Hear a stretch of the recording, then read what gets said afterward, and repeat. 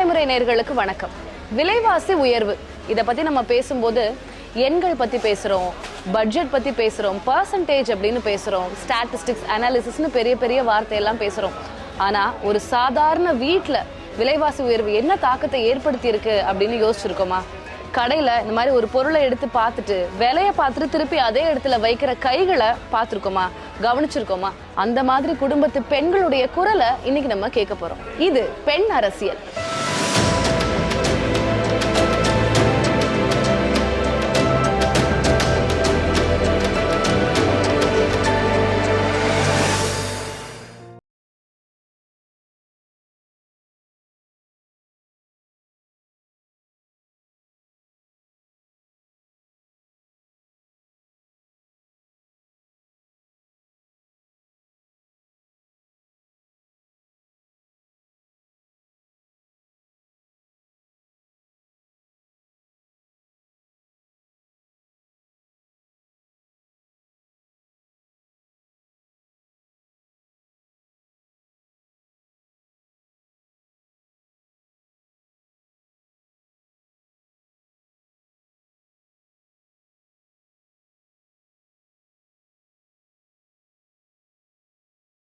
முடியாது.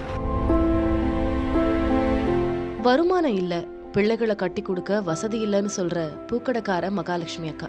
பூ விக்கிற அவங்களோட வாழ்க்கை மணக்குதா? யோசனையோட சுஜாதா வீட்டுக்கு போனோம்.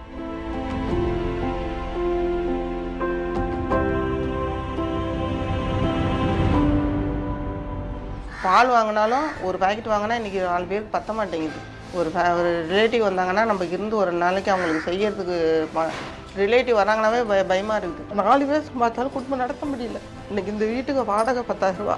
இப்போ இந்த மாதம் வாடகை ஏற்றுறேன்னு சொல்கிறாங்க. அவங்க சொன்னார். அவங்கள்ட்ட கேட்டால் என்ன சொல்கிறாங்க, எங்களுக்கு வரி ஏற்றிட்டாங்க, தண்ணி வரி ஏற்றிட்டாங்க, வீட்டு வரி ஏற்றிருக்காங்க, நாங்கள் என்ன பண்ண முடியும் அப்படின்னு.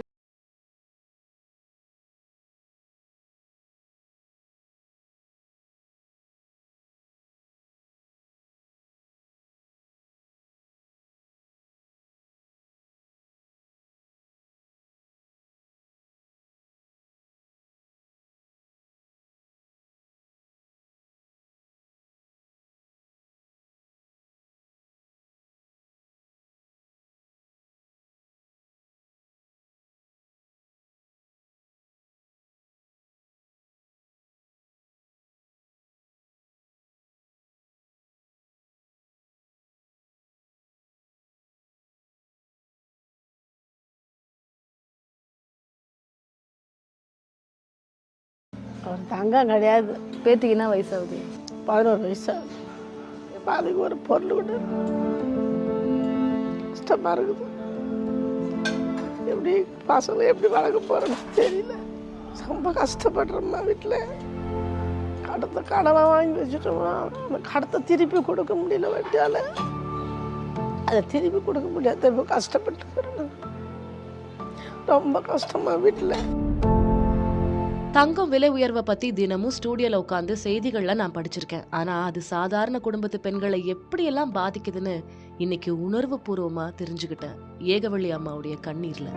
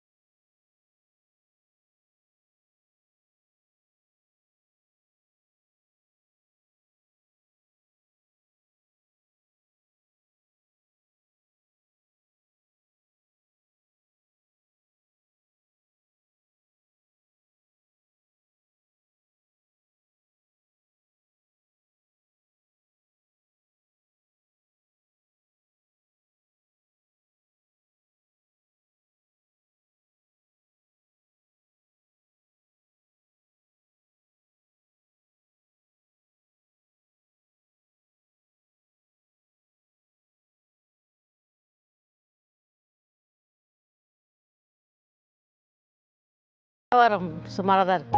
வேற வாடகை, அரிசி, பருப்பு, மளிகை, பால், தங்கம் இதெல்லாம் மட்டும்தான் விலை உயர்ந்திருக்கா?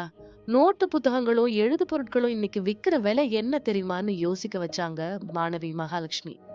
வீட்டில் இருக்கிறத விட ஹாஸ்டலில் இருக்கிறப்ப செலவு அதிகமாகும். இப்போ ஃபார் எக்ஸாம்பிள் நான் இப்போ +1 +2 படிக்கிறதுக்கும் இப்போ படிக்கிறதுக்கும் நோட்ஸ் வாங்குறதுக்கே நாங்கள் கிட்டத்தட்ட 1000 கணக்கில் செலவு பண்ணிகிட்ருக்கோம்.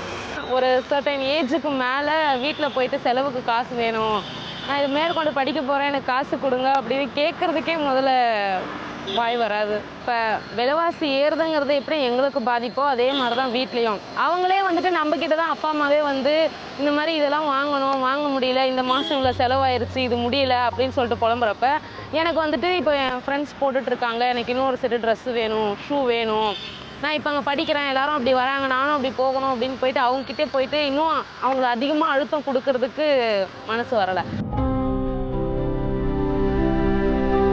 இத நாம திட்டமிடல, இயல்பா அமைஞ்சதுதான். இன்னைக்கு நம்ம பேட்டி எடுத்த பெரும்பான்மையான பெண்களோட பேர் லக்ஷ்மி. என்ன ஒரு நகைமுரண் பாருங்களேன். மகாலட்சுமிகளுடைய வீட்டிலேயே வறுமை இருக்கு. காரணம் விலைவாசி உயர்வு.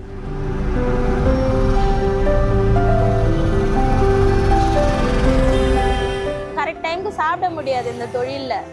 அதில் வந்து உடம்பு ஹீமோகுளோபின்லாம் கொஞ்சம் கம்மியாக இருக்குது. அதுக்கு வந்து டாக்டர் வந்து இந்த பாதாம் இதெல்லாம் கொஞ்சம் எடுத்துக்கோமா அப்படின்னு சொல்லுவார். நான் சிரிச்சுட்டே வந்துடுவேன். அதெல்லாம் நாங்கள் சாப்பாட்டுக்கு நாங்கள் கஷ்டப்பட்டு தான் நாங்கள் ஒரு நாள் சாப்பாட்டுக்கு 200 வைக்கணும். அரிசி 80 ரூபா விற்கிது. மூட்டை அரிசி காலி ஆயிடுச்சுன்னு வச்சிங்களேன், அதை திரும்ப நான் 1700 கொடுத்து ஒரு மூட்டை வாங்குற வரைக்கும் டெய்லி 100 ரூபா 70 ரூபா 80 ரூபா நான் செலவு பண்ணணும். அந்த 1700 எடுக்கிற வரைக்கும் நான் எவ்வளோ போராடுறேன்னு எனக்கு தான் தெரியும்.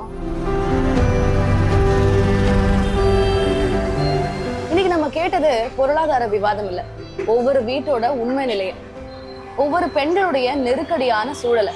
அரசுகள் இனிமேல் முடிவெடுக்கிறதுக்கு முன்னாடி அவங்களுக்கு ஒவ்வொரு வீட்டுடைய சமையல் அறையும் ஞாபகத்துக்கு வரணும்.